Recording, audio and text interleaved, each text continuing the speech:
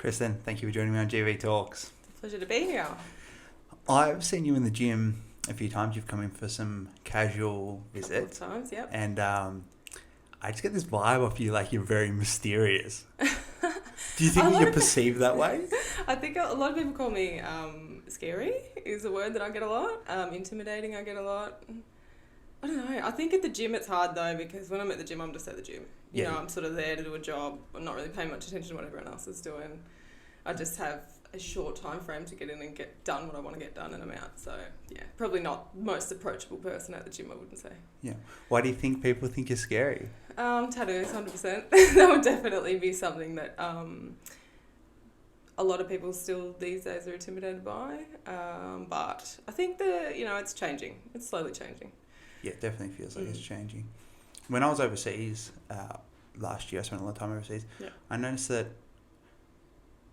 the majority of the other backpackers didn't have tattoos, but all the Australians were covered. Really? Which I found very interesting. Recently I did a radio interview that was about the new statistics that have come out, and they're saying 33% of people have tattoos now, which I'm kind of shocked it's not higher, but I'm around tattoos literally every day, so I would say 100% of the people that I've seen in a day would have tattoos, but yeah, no, it's definitely, on the increase that people are getting more and more tattoos and more visible places. Yeah. Too, and that's what we sort of discussed in that interview, was that to get jobs and stuff like that, it's sort of overlooked more often than not in most industries now compared to what it used to be. Yeah, definitely. All right, before we get too deep into it, do you want to let the Shepparton public know who they're listening to? My name's Cristen Brunner. I'm a 34-year-old tattoo artist from Shepparton, originally from Benalla, and I am co-owner of Uncut Diamond. Why did you move to Shepparton? To start tattooing, actually. I got an opportunity over here about 8 years ago, and I just did not want to travel back and forth, basically, so I just moved straight over. Yeah. What did you leave in Benalla? Friends? Yeah, friends. I was pretty, at the time, fairly sort of isolated, I guess. I was a single parent, so that obviously takes up a lot of time in itself. I was heavily involved in All Blacks netball club, so that was a big thing that I had to give up, sort of thing. I mean, I did come back and play a few games here and there and tried to run a whole season, but tattooing was my life. It took over, and I was happy for it too. So yeah, and I still keep in touch with everyone. From back there as well. Family in Benalla? I have family in Benalla. Yeah. Fortunately enough, my sister Jenna jumped on board with me when I opened Uncut Diamond, so she's the co-owner with me, and so I get to see a lot more of her now than what I did before. We were both extremely busy people, and yeah, just time gets in the way of catching up. But yeah. So what were you doing in Benalla 8 years ago? Were you tattooing then? Or? No, I wasn't tattooing then. I was basically everything except tattooing that was to do with tattooing. So I was doing a lot of people's designs for tattoos and stuff like that. A lot of artists at the time locally weren't able to or didn't want to do the design. They wanted somebody to bring the design in, and then that's what they would tattoo. So it would cut down a lot of work for them. The issue was the client wanted a custom tattoo. They didn't want something everyone else had, so that's where I would come in, and they'd get a custom design, then they could take it to their tattoo artist and have done. Yeah. Do you have many people come in who just want the exact same tattoo as somebody else? All the time. I would think that would be more common. It is really common, yeah, because we have things like social media, Instagram, that sort of stuff. People will see something, they already know what it looks like, so it's a little bit safer, and they'll say, that looks really good on that person, and I want to look like that person. Same deal when you're trying to sell clothing or anything like that. You're going to choose an influencer that your clothing looks really good on, and people will see it and they'll say that person looks so confident, however they want to feel, and they'll say, that's what I want to look like, I'm going to buy those clothes. So it's the same sort of thing. So then when you get, the tattoo looks great on this particular person, and then they're just sort of like, I want to look like that person, so you choose the same tattoo. The issue is, as an artist, copying someone else's work is not, it's frowned upon for starters. It's a copyright issue, obviously. But, if you're a serious artist, you want to do your own stuff. Yeah. You want to be able to work with your client and get the best possible outcome for the client based around your skill set, not somebody else's. So quite often when you get people bringing in these works, they're possibly the best tattoo artists in the world, and they're turning around and saying to an apprentice or someone that's been tattooing for a couple of years, can you do this for me? And they can't understand why they can't do it. They literally can't do it. That's why. And even if that person that originally did that tattoo tried to replicate it again, it would look different because it's a one-off. It's always a one-off. Yeah. How did you get into tattooing? I started not the right track, but started doing a few sort of practice skins and stuff like that at home. You can buy practice skins nowadays, or pigskins. A lot of people will use that. Started learning and practicing in that sort of way, and then eventually got an opportunity over here in Shepparton. So moved across and just kind of jumped in the deep end. I signed a lease before I'd even really signed tattooing. There was no second option for me. I was definitely going to be a tattoo artist, and there was just no way about it. Yeah. What characteristics do you think make a good tattoo artist? I think you have to be a little bit obsessed with it, to be honest. Like, attention to detail, just, you got to be very driven. It's like, you know, you think just getting into the industry is a hard thing to get into, and it is. But as soon as you start getting it, you know, that hill just keeps getting steeper. You never really get to the top. You've just got to be relentless with it. Yeah. And, you know, a lot of people, depending on whatever stage they're at, they're looking at somebody else saying, oh, I want to be like them. And that never ends. You've always got the L plates on in this industry, for sure. Yeah. So, but do you think that you have to be creative or a good drawer? That definitely that, but I think that, you know, if you're really passionate about tattooing, you are anyway. You're just driven to it. It's like a singer that they can't help it. They need to sing. They've got to get it out of them. It's the same thing with tattooing. Same thing with art, all art. You know, you just find your passion and your media, I guess, and that's the one that you really want to go down that path, and that's it. And for me, that was tattooing. I do a lot of other media as well, but I keep coming back to tattooing, definitely. Yep. So did you start by drawing? You mentioned earlier. Yeah. So Mum describes it as, you know, when I was about 3 and I could actually hold on to a pencil, I didn't actually put one down. So it was, you know, some kids love blocks and I just love drawing. And I think I was about 10 and I just, you know, discussed it with my mum. I said, I'm going to be a tattoo artist. And she was like, yeah, righto, mate, we'll see what happens. You know, she had high hopes for me to be a ballerina or something, you know, I guess a little more elegant, but it didn't really happen.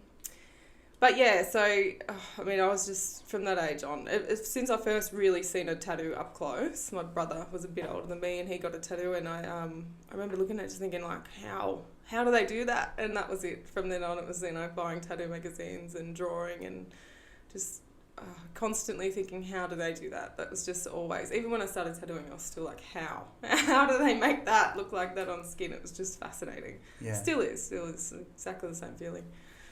How long are you on the pigskins before you start tattooing someone? Or like, what would you recommend to somebody who was looking at getting into it? It's sort of a hard thing at the moment. I mean, you can legally go and buy a tattoo machine. You can't legally tattoo a person unless it's within a controlled environment like a tattoo shop, which is health regulations and that sort of things in place. But I think maybe 6 months that I was tattooing pigskins and stuff like that before I kind of jumped in the deep end.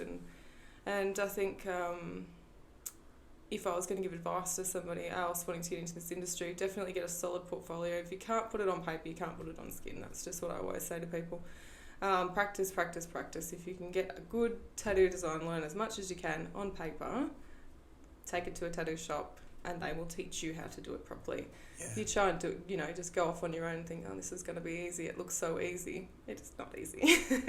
It definitely is a lot harder than what it looks, put it that way. Yeah. So when you want to become an apprentice, you take your portfolio into the local tattoo stores? Yep. And they, like, what makes you decide this person's right for me? First of all, there has to be an opening in that particular shop. You know, if they don't have the capacity to be able to teach somebody, it's just not going to happen.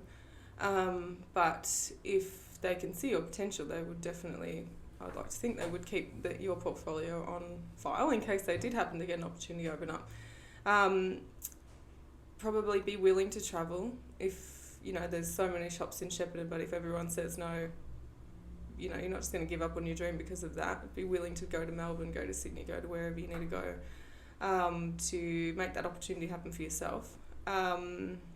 Usually when you get put on as a tattoo artist, you are not paid. It's an unpaid apprenticeship, which means, so if you imagine like a hairdresser, they get a base rate to do what they can do, and obviously that person is going to be contributing to the profit of the store. In tattooing, you're almost useless to the store when you first begin. Obviously, you can do a bit of cleaning, you can do all that sort of stuff, but you're not going to be making a lot of money. It's almost like if you go to TAFE, you're going to be paying for that education. You don't pay for the education, you get it for free, but you also don't get paid. So that's sort of how they, I guess, weigh it up. And then, so you have to be prepared to be able to work, you know, sometimes full-time hours, unpaid, which is extremely difficult. And, you know, the reasoning behind that quite some time ago was that was kind of your test. Do you really want it or not? You know, because some people really want it and they'll do anything they can to get it. And so, you know, you have to earn it type thing, if that makes sense. Well, it sounds like a bit of a hierarchy. It is a little bit, and I think that's changing too, and I think for good reason. I don't think it should be an unpaid apprenticeship in my own personal opinion. But also running a store, I understand why it's got to be set up like that, just because of the way that we structure things. What do you think the dynamic of a tattoo store is? Every time I walk into one, I don't know why, I just feel so uncomfortable. Yeah. Even though I've walked into so many. Yeah, and it's funny that you bring that up because that was a huge part of why Uncut Diamond is the way that it is. So we actually have a whole streetwear store in the front. So when you walk in, you've sort of got something to look at. You've got somebody to greet you. You've got all those things that break the ice, and then you know you can have a conversation with that person, have a bit of a browse, and then bring up, I also want to book in for a tattoo. How do I go about that? Because for a lot of people, they don't understand.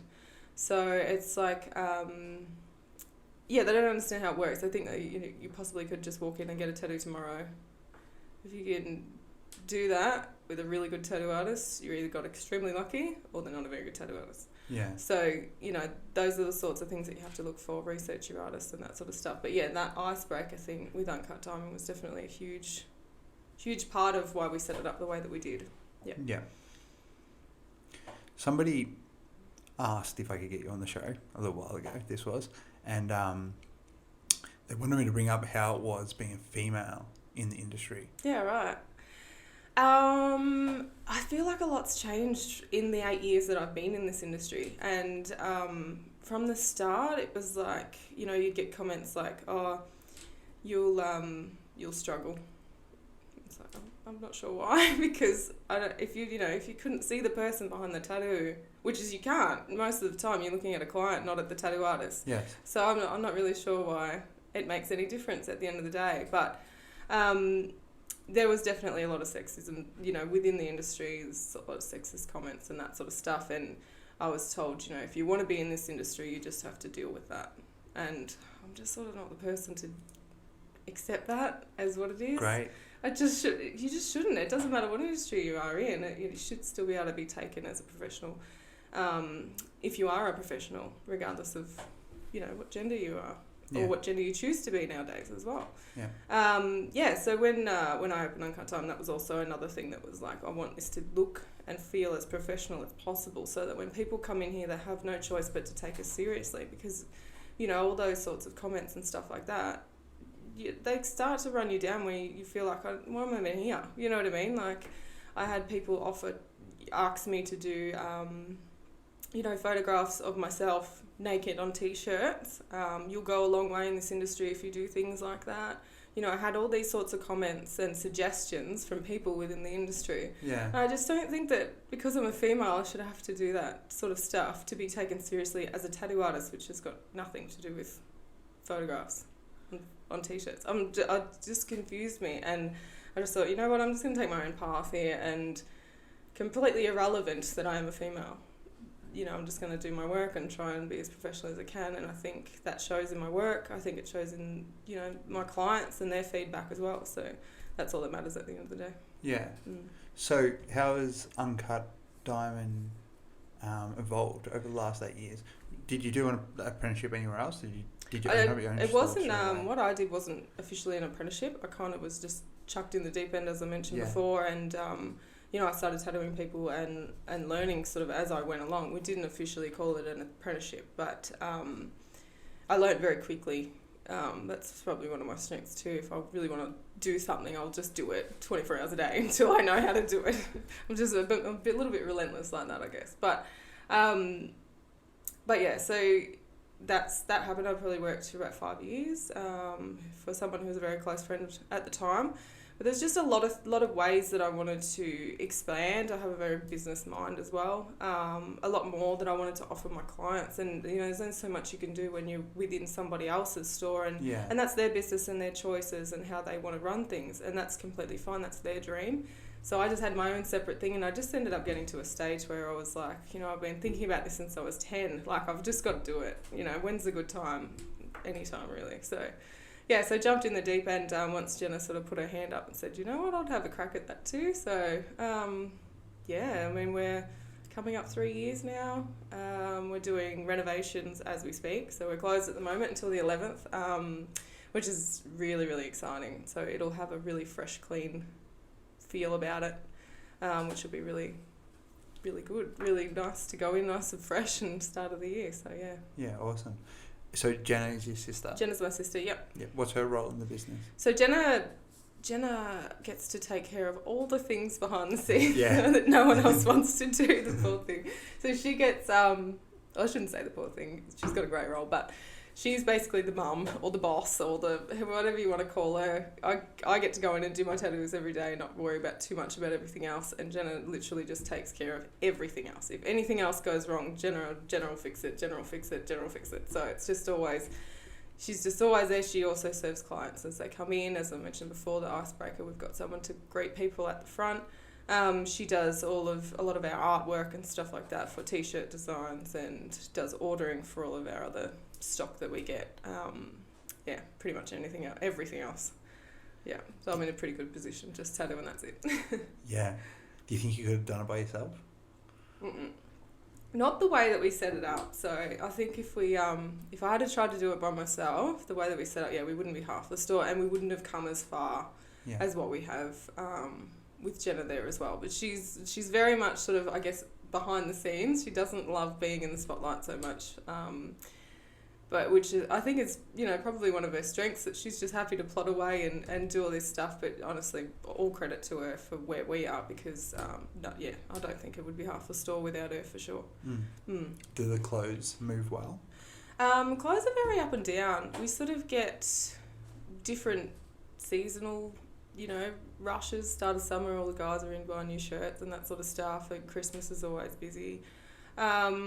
Obviously with COVID this year, it's sort of been a really up and down year. We launched an online store about 12 months ago. Yeah. So that did really well during COVID, but we were hesitant to be doing big orders of stock, not knowing, are we going to be able to continue what we're doing? We didn't know how long we would be closed for. There's just so many question marks. So it did better than expected. Definitely. But as I said at the start, the clothing and all that stuff in the front sort of section is more of an icebreaker, and, just extra sales as people are leaving, and people can come in and just sort of check the place out without having to feel too uncomfortable about it. So from a business side of thing, that's more what it's for, and it's definitely served its purpose, for sure. Yeah, great. How would you describe your style of tattooing? My style? So most of what I do is portraiture and realism nowadays. So, which has sort of always been what I've been into. Even when I was little, I would draw eyes, faces, that sort of stuff. I don't know why, I was just always drawn to that. And then, as my tattooing progressed, I sort of got to a stage where I thought, I definitely want to make my grey wash better. That was sort of a goal for me in that year. So I really focused on that. I tried heaps of different inks and different machines and that sort of stuff. And then, then more and more people would come to me for portraits. And now I think I'm probably more known for that than any other style. But I think your style quite often will come down to what people ask you to do, what they've seen you do before. You could try something completely different, everyone loves it, and all of a sudden you're just getting so many people asking for that sort of thing. So that becomes your style, what you're known for. So yeah, definitely portraiture, but I do like doing heaps of different stuff. But yeah. Are there common reasons why someone would want to get a portrait on them? Like they're motivated by this person, or maybe it's a family member that's passed away. Like, are they like the common reasons, or? Yeah, definitely. It's usually most of what I do is memorial ones. Yeah. And animals as well, memorial tattoos of animals. And I think that too is one of those sort of, as I mentioned before, about people, the stigma kind of changing about tattoos, and a lot of people that would not have got a tattoo before and now think, I like the idea of, I can carry mum with me or that sort of thing. So it's like a memorial type thing where they can feel close to that person too, and it's quite an emotional attachment. You probably know yourself. Every time you look at your tattoos, you remember where you were, what was happening in your life at the time, the tattoo artist and what they were like, what sort of vibe you got while you were in the shop. And they're like carrying photographs with you. So if that was, someone that was really close to you, then that's the feeling you're going to get every time you look at it. Yeah. Yeah. Because you're tattooing relatives that have passed away or animals that have passed away, you would have to discuss that with the client while you tattooed it. Does it get emotional? It's that's a funny one because I tend to just be led by the client. Some people are really comfortable talking about it, and other people definitely are not. And so it's not something that I like to, who's this person we're going to tattoo today? Yeah. That's not my place. My place is just to do the tattoo and let them go through an emotional roller coaster of whatever they need to go through, You get people that cry during the tattoo, you get people that cry at the end of the tattoo. One which was probably a little bit more pressure on me was a friend of mine was getting a tattoo of another friend of ours, but he wanted me to choose the photo, tattoo it on him without him seeing it, and he didn't want to see it until it was finished. So I had to choose the photo and then tattoo it all day, covering it so he couldn't see any of it. And that was a heavy one because he unfortunately taken his own life. So it was a friend of ours. It was an emotional one for me as well. And then the extra pressure of hopefully I chose the right photo.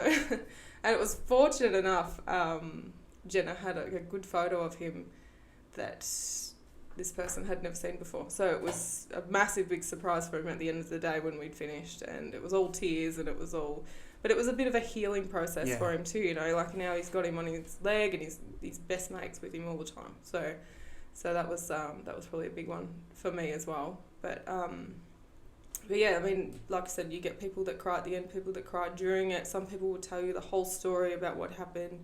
Some people will be silent the entire time. It's just whatever they're going through, and you just have to let them do whatever they're comfortable with, Can you describe a perfect client? Perfect client. That's okay. No one's ever asked me that. I like it. Perfect client would be somebody who's organised. They know what they want.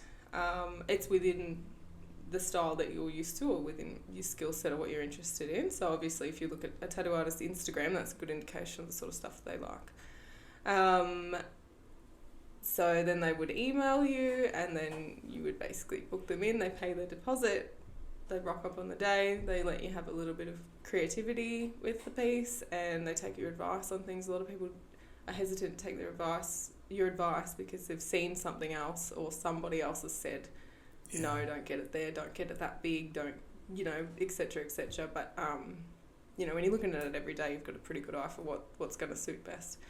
And then they just sit there and do the tattoo. Yeah. But yeah, I mean, sometimes, it depends on my mood as well. Some days, I'm happy to have a chat all day. Other days I'd rather work in silence. It just depends on so many things when you're dealing with humans. Yeah, definitely. Can you tell me about any horror stories that you've heard about or personally seen, maybe? There's a funny one too because, we're talking about art. So when it comes to art, it's like you could choose a painter that's had a lot of experience, or you could choose a painter that's had relatively none. Yeah. And then you're going to get whatever their artwork is at the end of it, whether you're happy with it or not, and whether they're happy with it or not. And tattooing's exactly the same. As I said, it's like a different media. So even if you see a botched tattoo, it's still a tattoo. Yeah. So it's still up to the person that has it, they might love it. And you're just thinking, no, not happy with that. But it's really sort of subjective in that way. But one story that I'll give you that was, I didn't have to me, fortunately, but a couple went in to get each other's names. This is in a tattoo shop in Greece, actually. And they went in to get the names. She got his name down, and then they sort of set up for him, and he sat down, he got the stencil put on, and he was just about to touch him with the ink, and he goes, oh, do you mind if I go to the bathroom? He went to the bathroom, they waited for 40 minutes, and he didn't come back. And he smashed a window and took off. No way. Yeah, so that would have been quite uncomfortable, I think. Wow. I'm not sure what you would say from the tattoo artist's point of view. I'd be just like, Wow. Yeah, that's interesting. Yeah, I dare say that would have been her decision to get those done, but That's didn't work out so well. That's a red flag. Yeah, major. The last couple of times I've been tattooed, they make me sign a waiver, and on the waiver, it says it's the artist's interpretation of what I want. Yes. I think that's awesome. Yeah.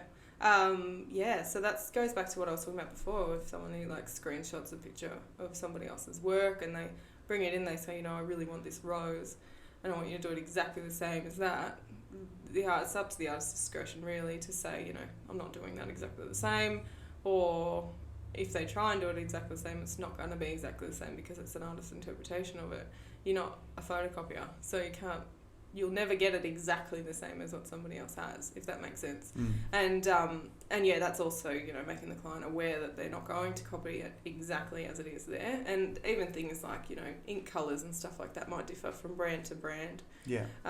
So what you're seeing on a piece of paper might be slightly different to what you get, on your actual skin, and then it comes down to the colour of your skin as well. Yeah. So even in a more sun-kissed area, I guess, the colours can look slightly different than what they would be in an area that doesn't see the sun very often. Yeah. Yeah, sure.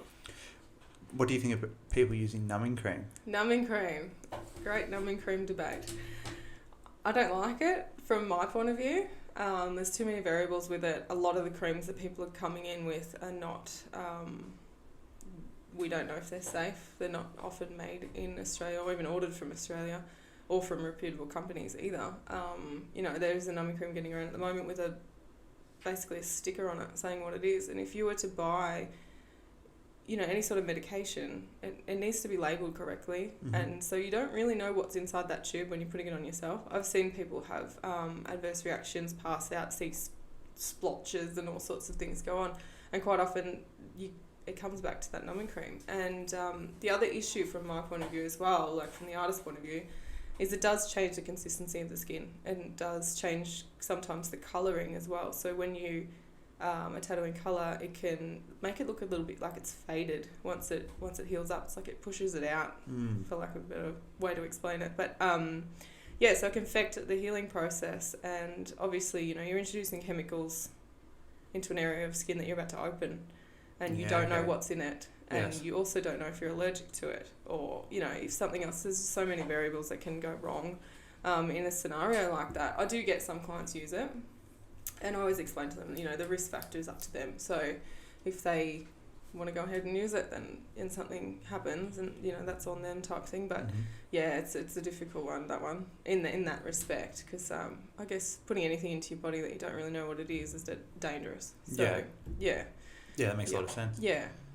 How would you describe the pain of being tattooed to someone who hasn't experienced it? That's hard too, because unless you've experienced it, you don't really know. But I get a lot of people describe it different ways. It can feel different for each person. Yeah, surely. Absolutely. And different areas, like yourself, you can move 1 centimetre and it feels completely different to what it did before.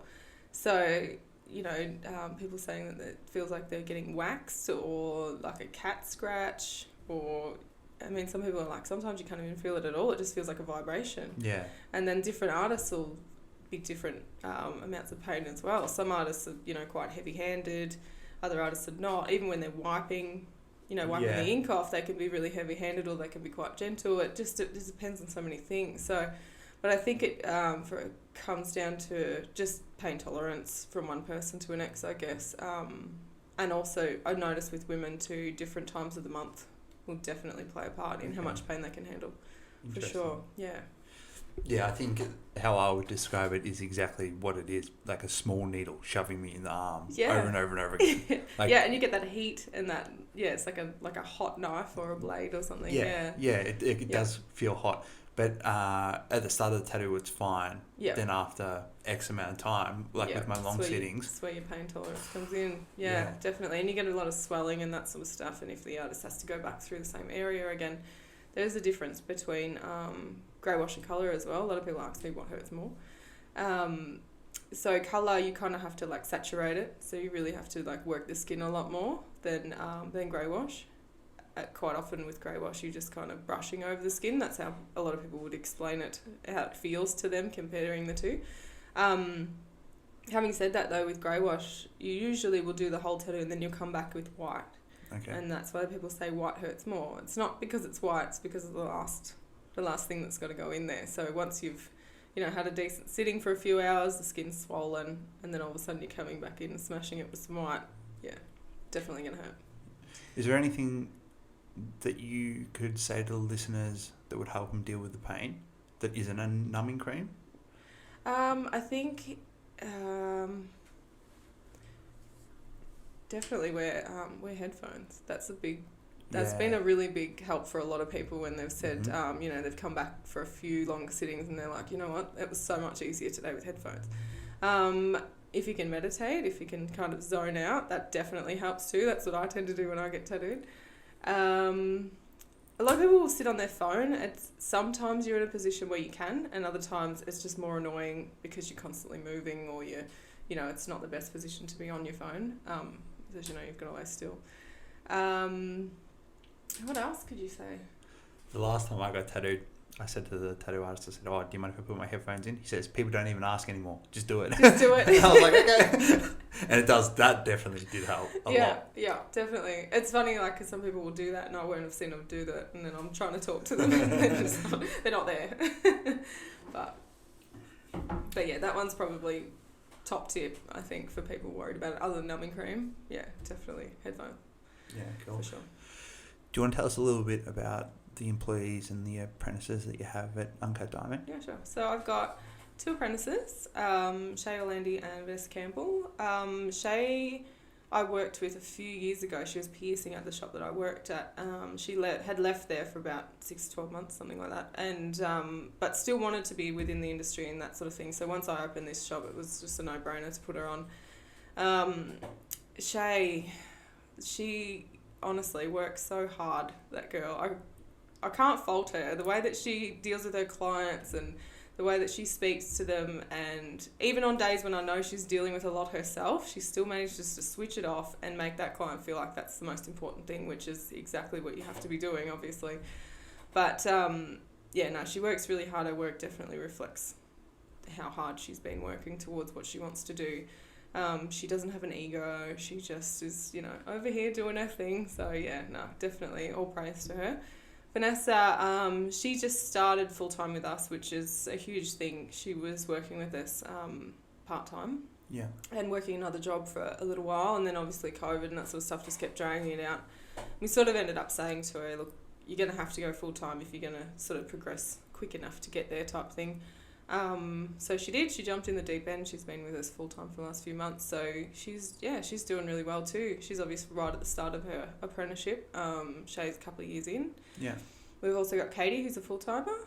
And Katie and I have known each other for about 6 years or something like that now. And what's Katie's last name? Dyer. Katie Dyer. I've heard lots of good things about her. Yeah, so she's not an apprentice. She's full-time, but the rate in which she has progressed since she's been at Uncut Diamond has been just unbelievable. So, I think if you set up the right environment for people to thrive in, they will. And you don't have to push them in those sorts of environments. They'll just follow the leader. So if you set a good example and set up a good positive environment for them to be in, then they're just going to thrive in that environment. And our other artist that we've got is Ben. He just started... when did he start? A couple of weeks ago. Start of December he'd come in, and he was from Melbourne, so he's a full-timer. He's been tattooing for about 8 years now too, and just wanted a tree change for his young family, so they moved up to Benalla, and he's been travelling over to Shepparton every day, and he's definitely going to be one to look out for, I think, around town. Awesome. Definitely. If people wanted to see the style that those artists did, Instagram? Definitely Instagram. So... Or on the Uncut Diamond page? Yeah, check out the Uncut Diamond page. Would be the best way, and all their handles will be in there. Because I can't remember all of them off the top of my head, to be honest. But everyone's handles will be in there. So, from Ben's an all-rounder. He can just about do anything. But traditional is definitely, I feel, a strong point for him. Traditional and and lettering and that sort of stuff. Yeah. Katie does a little bit of her own style, so she's like a bit of a neo-traditional realism kind of vibe mixture, bit of fantasy sort of mixture, which is completely in a world of its own, which is really cool. Shay's doing a lot of black work sort of stuff at the moment, and neo-traditional. She's just starting to do a couple of bigger pieces now, which is really cool. And Vanessa's been doing a lot of black work, sort of silhouette type stuff. She's actually a spray paint artist as well. She did wall to wall a couple of years ago in Benalla, where she does sort of stencils and then layers them over. So she's actually trying to incorporate that style into her tattooing at the moment. So that'll be really cool too to see that come about. Yeah. Has the dynamic changed in the store now that you've got a male working there? No, well, this is interesting because a lot of people said, oh, I love how much it's just an all-girls store, Yeah. but it wasn't a deliberate thing. It just kind of worked out like that. And I guess having known the other girls from before, I knew that they were going to be a fit, because that's obviously a big thing when you bring someone into a close-knit environment like that can change the dynamic so much. Yeah, so we've had a lot of positive comments about that, but we didn't deliberately look for a guy either. Ben actually messaged us and said, I'm looking to do this. Would there be a spot in the shop? We said yes, definitely. And he's just kind of slotted in there really well. So Ben's so easygoing, and so, yeah, just really great guy to be around all the time. So, definitely only going to be positive feedback, I would say, from that point of view. But, yeah. Yeah. I walk past this store quite often, and I notice it's mostly females. Yeah. Is that accurate, my assumption, or? Yeah, we probably do clients? get more clients that are females than, we only had this discussion the other day. We probably do get more females than males, which is also one of the stats that recently come out, that more females are getting tattooed than males. Not sure what would be driving that, but yeah, we probably do, but we do find we get a lot more girls getting piercings than males, so Yeah. that's probably a lot of what you see, because they often will come in groups, a few friends for a bit of courage, that sort of thing. So yeah, we definitely get predominantly female clientele for sure. Yeah. Where do you think Uncut Diamond is in the community of tattoo shops in Shepparton? Like what position? Like not. Like, do you guys all get along, or? Yeah, so some of the shops we sort of don't really keep up with too much, but I think there's a general, between all the tattoo artists, there's a general respect in Shepparton, which is good. There's no sort of arguments, or we don't bag each other out or anything like that. We're fairly close with the guys from Black Crown. Mm-hmm. We know some of those guys personally, and they'll pop in and see what we're up to and vice versa. So yeah, that's pretty cool. If we're all booked out and we think that someone over there will do a really good job of whatever piece it is, we'll send them around there. So there's no rivalry there that I'm aware of anyway, which is really nice, because I know there can be in these sorts of industries. But yeah. Like everything that we've talked about today, it all seems to be evolving. Yeah, it is, definitely. And even like, technology's played a big part. The sort of tattoos you would have seen 10, 20 years ago is, so different to what we're looking at now. Yes. And the inks are all different, and just even the health and safety regulations around the production of the ink and that sort of stuff is so different now to what it was 20 years ago. A lot of people were using drawing ink for tattooing. So, obviously that's not regulated in a health and safety way to be able to be safe enough to put into your body. So, so much has changed in that respect. And then you've got new machines. A lot of people notice, you don't have the loud old machines, with the exception of Ben now. So it actually sounds like a tattoo shop now. But yeah, so they're almost silent, a lot of them. A lot of our machines now, which, that's just a side benefit really. I just use that machine because I like the way that it works. But so all of that, we've obviously got massive introduction of iPads, which before we'd do everything by hand. So it saved us a lot of time. We can actually show the client how it's going to look on their body. Yeah. By just taking a photo of their, body part and putting the tattoo over the top. So they can sort of get a bit of a visual of how it's going to look on them, sizing, that sort of stuff. So yeah, it's definitely, even just those things in itself has come a long way. We've got so many new products that we wouldn't have had before. Little things like stencil stuff. Before, your stencil would get wiped off halfway through the tattoo, so that was another thing you had to think about, and now you don't. So all of these things just end up being in such a better quality tattoo for the client than what we could have possibly produced before. So, yeah. Do you think that it can evolve any further? I think in a business sense, it definitely can. I think a lot of tattoo shops, and, you know, each to their own, want to run it, you know, very quietly over here in the corner, and they just sort of, they don't have FPOS, they don't have, you know, we've got Afterpay and all those sorts of things now. We've got an online store where you can pay deposits via online store. You know, a lot of people just want to keep it cash only and just keep it very basic, and that's completely fine. But I have an opinion that, you know, they can only take you so far. And with the addition of Afterpay, FPOS and those sorts of facilities, you know, we don't get people cancelling their appointments because there's an easy way to pay a deposit.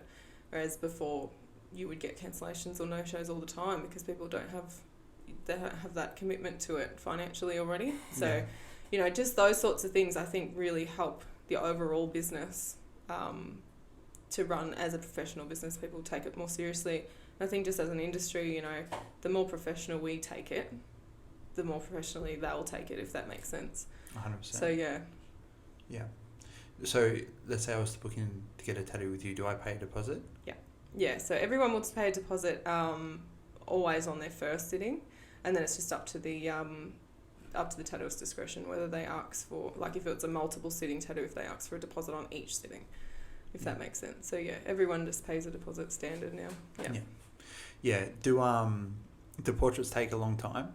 It depends on the portrait. So some portraits will only take about 4 hours. Yeah. And some portraits will take 7. Some portraits will take 2 days. It just, it really depends on the sizing and the colour and just how much detail's in it. I get a lot of older photos, sort of that vintage sort of photo look, which sometimes you have to tattoo them quite small because once you blow them up, they're just blurry. You can't. Yeah. There's no detail in it, but obviously, you know, these are quite often people that you can't go back and take another photo of. So we just have to deal with what we've got. And again, that technology thing, you know, we can enhance stuff and make it look a lot better than the photo on the computer, Photoshop. To be able to do that sort of stuff. So the tiny little ones, they can sort of go either way. I did a double portrait of my sister on her forearm. It was a decent sized forearm piece, but it was 2 people. It took about 16 hours all up. And then I've done ones, you know, similar that would take 6 hours. Yeah. It really depends on what's in the photo at the end of the day. Yeah, but, you know, tiny little headshot sort of ones could be as small as 2 hours. Yeah. Yeah. We've just ticked over into the new year. Mm-hmm. Have you had a think about what your personal goals are for 2021? That's fun. Oh, yeah, I don't know. I have been thinking about goals lately, but I don't tend to wait till the new year to set them, if that makes sense. You know, like if it's the last week of the year, I'll still go, I'm just going to start now because I just can't help myself. But look, this year I think it's going to be more about consistency instead of having some big, massive goal that I want to achieve. I just want to continue to consistently go to the gym. I want to continue to consistently, you know, do good work for my clients and be consistently busy as well, because if you sort of take your foot off the pedal a little bit in this industry, you'll find that you don't have clients anymore. It disappears very quickly. So I think that I definitely want to keep that going, and not just for myself, but for everyone else in the shop too. Like I like seeing their progress that feels like my progress, if that makes sense. Yeah. So I want to keep teaching those guys so I can keep seeing them evolve and get better and busier. Yeah.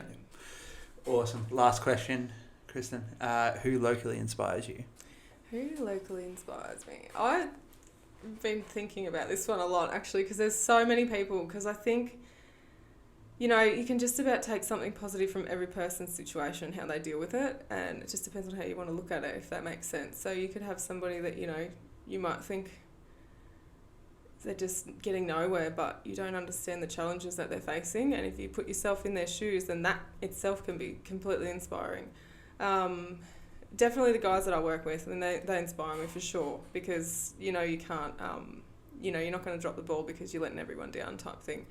And just their work ethic and the way that they come to work and they're enthusiastic about it, I think that's really, really inspiring. But from a personal thing away from tattooing, one of my clients definitely inspires me. She just has the most biggest, brightest, happiest vibe. You can spend 5 minutes with her and instantly your day's better. It's...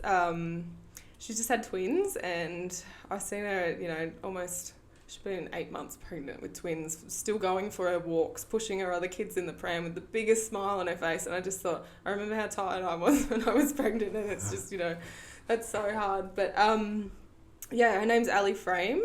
She has been training out at Derrimut as well, so I ran into her quite a bit out there. And she just, I don't know, she's one of those people that just like, all I think of when I'm tired and I don't want to go to the gym or I don't want to go to work or whatever it is.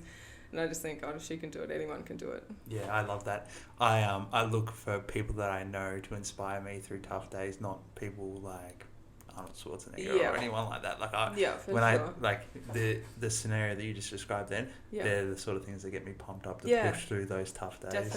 Definitely. And then, like I said, there's so many people in so many different scenarios that you can take something inspiring from, and you just have to look for the the positives in every situation. Yeah, definitely. How do you think your fellow artists would describe you as a leader? Oh God, I wouldn't even want to ask them.